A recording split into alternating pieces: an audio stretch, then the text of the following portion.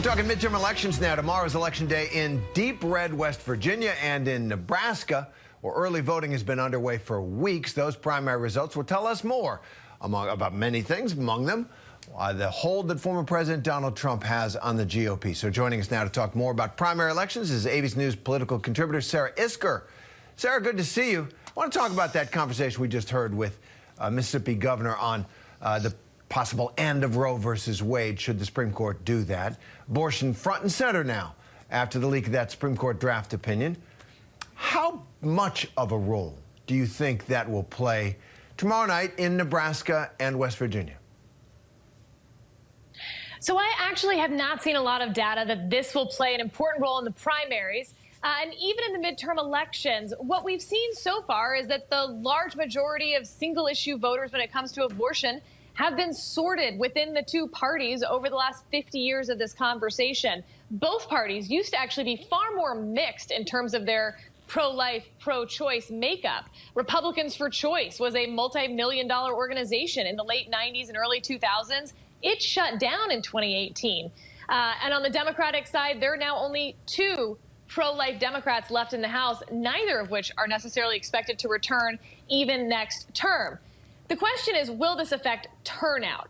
There's a few things we look at for that. One, who already isn't expected to turn out after record high turnout in 2018 and 2020? Young people seem to have high disapproval numbers of the president, Black and Latino Democrats as well. This could have a real impact on turning out young people to vote. Black and Latino Democratic voters, though, interestingly, are to the right of white Democratic voters in their party on a lot of issues, including abortion. And so I could imagine Democratic candidates being more hesitant to campaign on that issue with those groups. That's very interesting, Sarah, that we've already sorted ourselves on this issue, and it's static in some ways, and that there may be a backfire for Democrats with some of their base in pressing it. But what if the discussion changes? What if IVF is next on the post-Roe agenda that the Mississippi governor was talking about, that Mitch McConnell wants to pass across the country? A federal ban on abortion should Republicans take back the Congress, which is all of that is the logical end of the pro-life movement. So how do you think that could shake things up? So absolutely. Right now, 71% or so of voters in this country believe that abortion should be illegal in some circumstances and legal in some circumstances. And so I think both parties actually have a lot of vulnerability because they've been able to hide behind Roe for the last 50 years, talk a big game, appeal to the base with the most extreme version of their side's issue on this without having to actually see what happens when the rubber hits the road. So, for instance, Chuck Schumer's bill that he introduced in February, that they're reintroducing a version of presumably this month, it is pretty extreme on the pro-abortion side. It would codify Roe, yes, but it would also allow for abortions largely up till birth if the pregnant woman says that she is suffering from any sort of mental health issue related to being pregnant.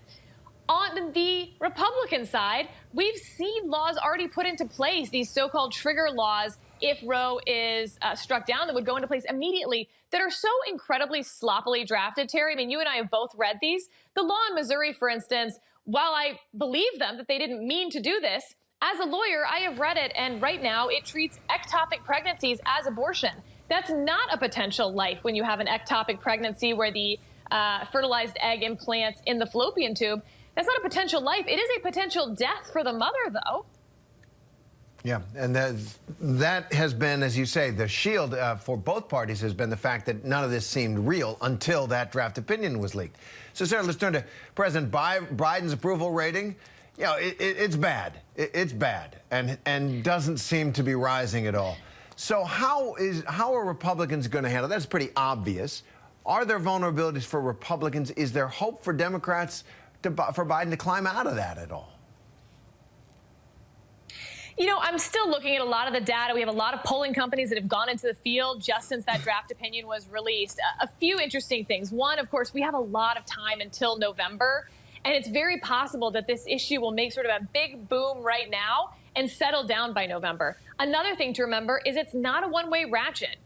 What I like to tell people, and so does Dave Chappelle, Twitter is not real life. So if you're getting your vibe on what's happening post this draft opinion from Twitter, you would think there's only the possibility of Democrats gaining from this.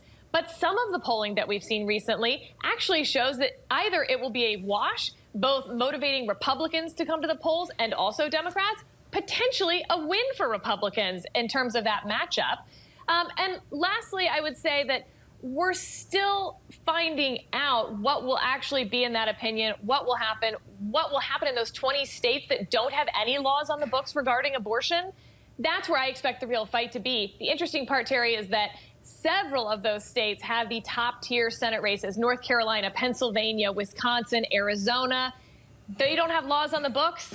It's about to be a big fight. Lots of action ahead in the midterm. Sarah, thanks very much for being with us. Hi, everyone. George Stephanopoulos here. Thanks for checking out the ABC News YouTube channel. If you'd like to get more videos, show highlights, and watch live event coverage, click on the right over here to subscribe to our channel. And don't forget to download the ABC News app for breaking news alerts. Thanks for watching.